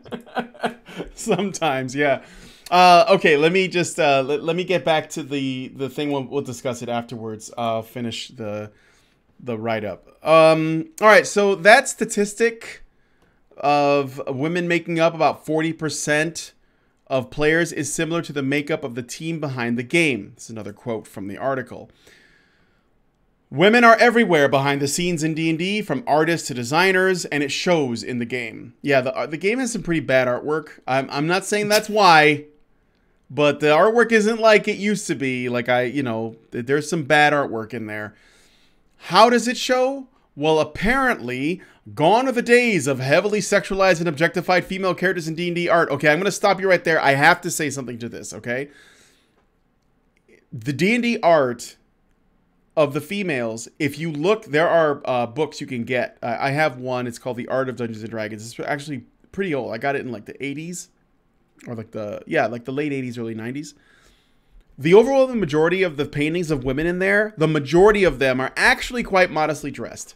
If they're warriors or wizards or just maidens or whatever, they're actually quite moderately dressed. Or modestly, rather. So I don't know about this whole, we just came along and we changed it because women. That's not actually true. This stuff is like all in your fucking head. It's all in your head. And it's surprising that this woman seems to know the history of D&D even though she's never fucking played it. Isn't that interesting? Because all of her boyfriends were doing it, and while she was sure they would wouldn't mind her playing, she was too nervous to ask. I'm fairly certain. Sounds like a personal problem. Yeah, I'm fairly certain that you probably wouldn't have had a problem if you were to try it. But I don't think you were interested. I don't think it actually had the cool factor that it has now. And yes, it is a lot cooler to do now than it probably ever was. Because it's in video games and, it's everywhere. And like everything nerdy is cool now, right? So, all right, continuing on. I just got to finish this real quick. Kate Irwin, D&D's senior art director, who came in during the 4th edition, says, quote, "It's magical, but it's also practical. Would a wizard really wear super heavy robes going through a swamp? Wouldn't that hinder them as they're doing things? Oh my God, fuck off. The author points out that this also applies to the sort of fur bikinis so long associated with female characters. Those ultra-revealing costumes, along with consistently provocative poses, aren't just impractical, but they're largely off-putting for existing and potential female gamers." I don't know where the fuck they saw this. I've never had a book that had a picture of Raquel Welch from that BC movie in it. I don't know where they're getting this shit from. All right, last. Senior creative art director. You know what bikinis are good for? What are they good for? Walking through swamps. I just want to point out that if women found bikinis so off-putting, then they would not be one of the best-selling types of swimwear. They don't find them off-putting. They don't give a shit. And feminists can stuff it up their ass. Because there's probably plenty of room in there. With the board that they've already got shoved up in there, widening everything is so it'll fit. They have no imagination. They don't understand other women, and they don't understand the idea of playing a character that is completely different from yourself in order to experience the story, and in order to maybe enjoy considering something from a point of view that is completely different from yourself. So you have these feminists coming in and throwing a fit about the idea of these fur bikinis, which, you guys are right. I haven't seen the widespread use of that they're talking about either. But for crying out loud, objecting to them existing at all is pretty stupid. And it really is something that exists because other women want to do it. They don't really have the right to come in and tell other women they don't have the right to do that because it bothers them. And they don't have the right to portray it as something that is in every case and all the time situation because they've seen it once and they were offended. So I don't know. I guess it's just another one of those areas. The social justice mentality on this is alien enough that it almost puts me at a loss for words. Yeah. Well, one other thing, before I read the last of this, I got to bring up. So I know this is the Mary Sue. And I know that, it's one of those things where it's a duh. Of course they're going to have like something that is going to be painful to respond to. And, they're not at all fucking grounded in reality. But the fact that they think that women are driving the D&D renaissance because there's more attention whores on Twitch that play D&D that think that they just fucking found it, okay, really annoys the shit out of me. And yeah, I'm going to say it, that's what it is. Because if you, people who, I looked into it, first off. I went to Twitch to find out, on my computer, to find out who's playing D&D and streaming it live. And it's basically, when there are women present, there are a good number of them that are what they call titty streamers or Twitch thoughts or whatever you want to call it. And they're basically there going, I'm a nerd, look at me, I'm playing D&D. But they're not actually invested. They're there to be seen, and not heard. And I'm not saying that because that's what I think. I'm saying that because that's how it's being presented. And women like this one, the one who wrote this article, I think the majority of women that actually are involved in the hobby have a genuine interest in the hobby. But women like this that are observing this from the outside, they don't have an interest in this because they like it. Because if they did, then they would have been assertive and they would have jumped in when the opportunity presented itself years and years ago. They are only interested in it because it is a cultural phenomenon that has grown to the point where it has a good amount of influence, and they want to be a part of it because it is now socially safe to get involved with. If not, if it doesn't outright have social credit amongst the peer group that she is in. So she wants to do that. She wants to actually be able to feel as though she's making a difference by being a part of it. Hence, women are pushing it into the new renaissance without understanding the truth, which is, if it were not for men, this wouldn't even exist. There would be no D&D. If it weren't for men, it wouldn't even fucking exist as an idea. So you don't get to take credit for being a part of something that was already popular and never needed you to begin with. Because that, in my opinion, like when I see stuff like this and what's happening with comics and what's happening in all these other cultural parts, like video games and shit, it actually makes me resent the fact that they become popular. Because people who actually have no respect for it, that do not honor it whatsoever, that have no interest in it, and they just want to use it to basically stroke their own egos, are becoming involved, and they want to proselytize, and they want to talk about how they're making a difference in something that they did not build, they had nothing to do with whatsoever, and they bitched about for most of the time. And they wouldn't give the people who made it popular the time of day either. They never would have to begin with. A lot of the people that I gamed with growing up were not popular. Most of the people that I gamed with growing up were not popular. Most of the people that I gamed with growing up were, now my brother and one of his friends were fairly popular. But once I got together with other gaming groups, it was mostly guys who were really not socially mainstream. They were nerds. They were awkward. They were different. They were maybe even unattractive to a lot of other girls. And these girls that are getting involved, and these girls that are capitalizing on the popularity of it, and are coming in and hanging up their little curtains and deciding what has to be changed in the environment to suit their sensibilities so they'll stay. They wouldn't touch these guys with a 10-foot pole. They wouldn't sit for hours and hours and play with them. They wouldn't sit for hours and hours and talk to them. They wouldn't listen to them talk about anything outside of gaming. And they sure as shit wouldn't ride to and from a gaming session with them. And this idea that they owe them something now, that these guys owe them something now because they have tits and they're there and they're female, and look, there's women involved in gaming now. It's just absolutely insulting to everybody involved. Most of all, the guys that made it popular in the first place. Yeah. All right. I just let me finish the write-up, and then I will let if Micah or Mike want to say anything to it.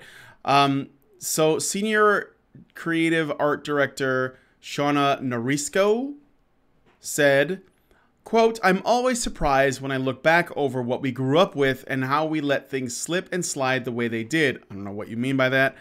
"When now it's imperative and it's painfully obvious that those choices need to be made, and we're in a good place to make them." What? Because of the ultra revealing costumes that supposedly existed that I've never seen? Really? It's like they've seen paintings by Frank Frazetta and what's the guy, Boris Vallejo, the guy who does the really shiny people. It's like they saw those paintings and they thought that's D&D art. As if TSR could have afforded to buy Frank Frazetta artwork for their books. Even if they did, even if that was the norm, even if those items existed, what business do they have complaining that something like that is unrealistic in a game where you can put on a pair of gloves, a pair of bracers, or a pair of boots, and it just by itself totally affects your armor class, where the magic involved completely overrides the laws of physics, where you can put on a ring and jump off of something and you'll fall very, very slowly, or you could call lightning down out of the sky. But we draw the line at the idea that maybe a bikini or some other skimpy armor might be equally magic, that it might equally be able to completely override the laws of physics, and that it might be just as protective as that little ring that you put on your finger that all of a sudden changes your armor class by a factor of 5. One other thing too I wanted to throw in there, I've played with plenty of female gamers, and they all want to be sexy in the game. They all want to wear like the skimpy outfits. They wanted to do that. It wasn't put on them. They knew they liked the idea of having sexual power. That's what that is. Just like there's a lot of guys who like the idea of being the barbarian, which itself is a xenophobic term, by the way, that Greeks and Romans came up with to describe, those unwashable unwantables over in the Germanic region. And a barbarian is generally portrayed as some knucklehead in furry underpants and nothing to his name but a sword, which might come across as an insulting, stereotype. But you give people the option of being that character, and they go, "Fuck yes, I want to be that character. I want to be the giant meathead. I don't want any magic powers. I don't want any dexterity powers. I just want to be really fucking good with the sword. I want the big half-naked guy with the sword." And there's nothing wrong with that. Ugh. It's almost as if the point of escapism is to escape, to become someone else for a little bit. Yeah. No, I want to be me, and I want to be me with the body I currently have.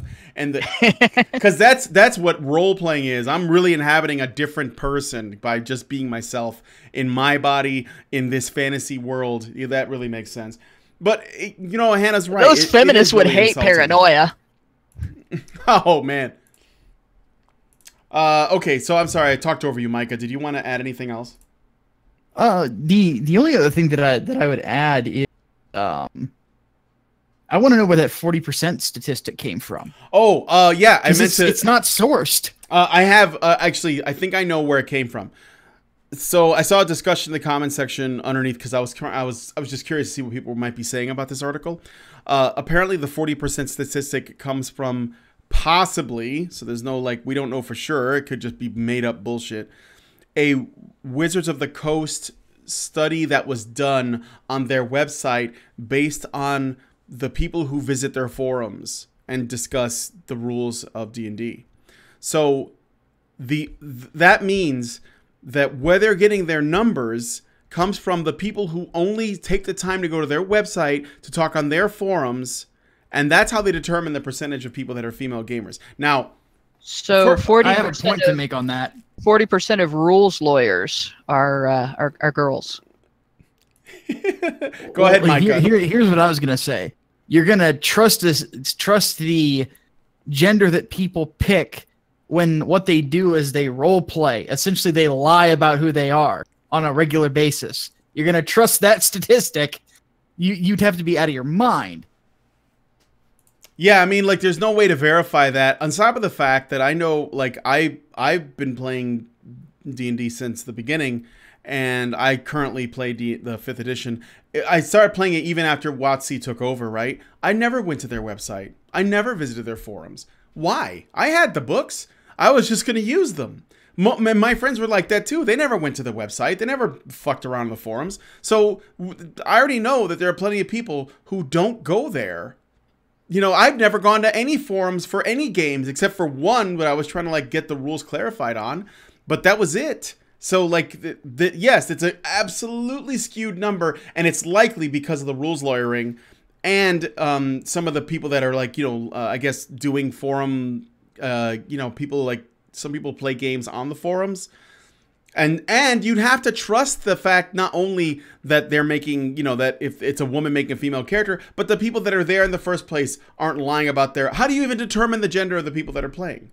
How? Yeah, that's a good question. You'd have to believe that. I play male characters sometimes. Does that change my sex? I don't think it does. Shaman King XYZ asked, what's a rules lawyer? And my answer to that is take cock blocking, but make it a fellow player in your group, and basically looking up what rules there are in the game to decide that you can't do the cool thing that you just said you were going to do. That's kind of a rules lawyer. Because the other end of it is take that kid that when you're outside playing and you know something like tag sits there and argues that no, you didn't actually touch them for half an hour. And that's also a rules lawyer. So they stop the entire game to sit there and argue for sometimes hours over the finer points of a particular rule in order to prevent another gamer from doing a thing during the game session, or in order to prevent an action from being taken against them. And the solution to that is to kill off the player. Imagine playing a game and still being that bureaucratic about things. Do you think it's people who have that kind of job IRL who kind of bring that to the game, or do you think it's the opposite? You think people who don't really have an outlet for laying down the rules IRL, they go into a game and think, right, this is my chance. Yeah, the last person you want being your DM is somebody who works in middle management. Oh God. The best DM I ever played with made up his own world, and the entire setting for everything was in that world, and he had house rules for everything, and so you had to learn all of his house rules and everything. You couldn't rules lawyer this guy because he would basically say, well, I just don't do it that way, and that was the end of the story. And he was always bottom rung, and he was a grunt in the military and everything, so. Yeah, no middle management there. Yeah, I don't put up with rules lawyering, but we're getting a little bit off topic. Actually, I don't have anything else to add. Yeah, the 40% statistic is spurious at best. I'm willing to bet that while the number of women that play has certainly gone up, because again, for any number of reasons, like kids that are being raised by gamers, so they were more likely to just become interested in it. Also, the fact that as a consequence of that, the culture has become more accepting of it as an interest. It's definitely less lamented and shamed for by popular culture than it used to be when I was young and I was doing it. And I think that all that stuff contributes to more people in general taking an interest, which would include more women. I'm sure the ratio has also gone up, but I don't think it's 40%. That's like that. Basically, that's like the 60% of girls are gamers thing. That's no. I'm sorry, I don't buy it. And by the way, this is another thing that's worth pointing out. That 40% number that they supposedly got from Wizard of the Coast, they're in the Mary Sue, they're trying to claim that 40% number is to role players in general. So across the board, all games, all genres, right? And like, how do you even classify what an RPG is? Does that include Vampire the Masquerade? Because there sure are a lot of girls that like to play that.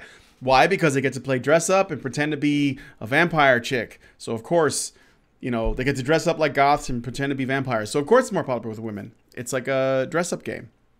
Anyway, with that being said, go ahead. It works on all kinds of scales. It works as you scale it all the way up. A common argument that's made is, I've made it myself. Well, Christopher Hitchens made it once, and I repeated it like the zombie I am. Is when you liberate women, you essentially cure poverty. When you liberate women, you go your state goes from a state of poverty to a flourishing success. Women's liberation causes economic growth. When in reality, it's far more likely to be the other way around. Once you've achieved economic growth, achieved economic success, once you've got a space that is in fact safe, that's when you get the symptom of women liberating themselves all over it. Oh yeah, that's true. Yeah, women's liberation isn't a cause of economic empowerment; it's a symptom of it.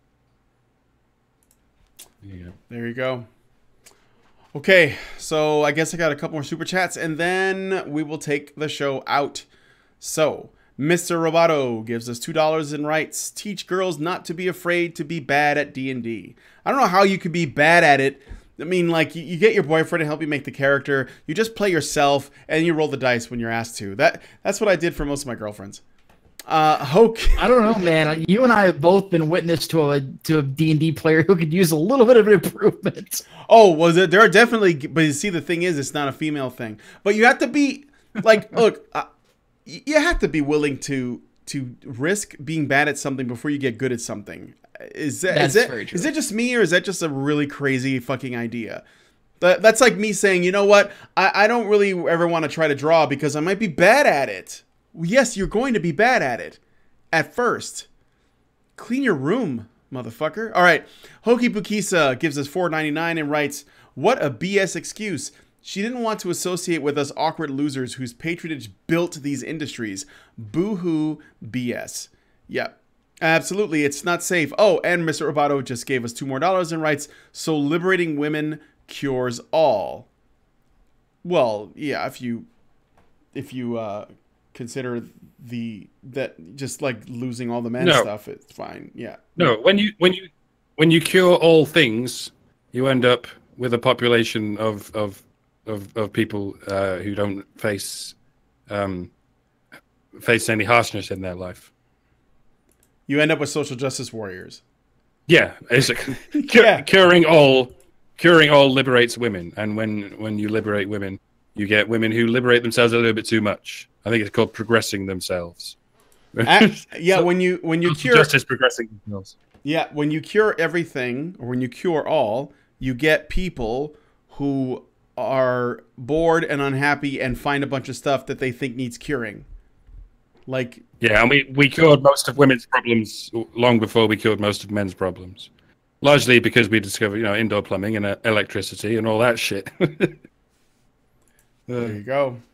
Okay, so I'm going to go ahead and take us out. I want to thank Micah Curtis for taking time to come and join us on today's show. Thank you, Micah. It was cool having you on. Glad to be here. Okay, and I want to thank Hannah and Mike, of course, for coming on with me. And especially, I want to thank those of you guys who are watching us and that bothered to come down here. And for those of you who are so generous to give us the super chats to help us put on the weekly news show. Let me know what your thoughts are about all of the stories we did today. Let me know what your thoughts are on the format. And if you guys have any, I don't know, any thoughts, comments, whatever, just put them in the low bar. Be sure to hit the like button and maybe share with friends. Also check us out on the Libsyn, iTunes, wherever we're at. You know, the Twitters and all of that shit. Feedthebadger.com will basically put you in tune with all of it. And for those of you guys who are patrons, I just want to give you guys a peek at what we're going to be doing in the after show. So we're going to be looking at an article by Crack.com. Now, I know Crack.com is cancer, but this article does seem kind of interesting. Entitled Movies That Would Cause Outrage If the Genders Were Reversed. If you guys can think of some movies that would cause outrage if the genders were reversed, I want to see that in the comment section. You can even drop it in the super chat. Kill Wilma! In the chats. What? Kill Wilma. Like, you just replace Bill for any female name and right there. Yes, Kill Wilma. That's a good one. Yes, any movie that would cause outrage if the genders were reversed. Ghostbusters. Somebody said that. Too late. Or too soon? All right, well, anyway, we're going to go ahead and go into the after show to hang out with the patrons. If you want to become a part of that yourself, you got to become a patron. Go to www.patreon.com/honeybadgerradio to become a patron. One level of patronage will get you to watch the after show. Another level of patronage will let you join the after show. With that being said, my name is Brian, and I am going to be leaving. We'll see you guys on the next HBR News Show. Have a lovely